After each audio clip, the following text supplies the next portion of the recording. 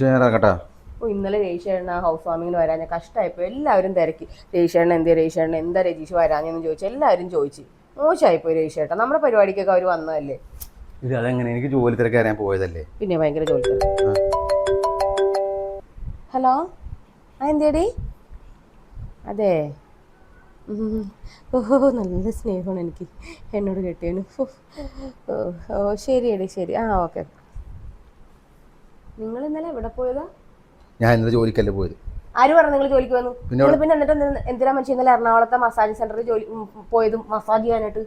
ഞാൻ ആ ഭാഗത്തേക്ക് പോയിട്ടില്ല.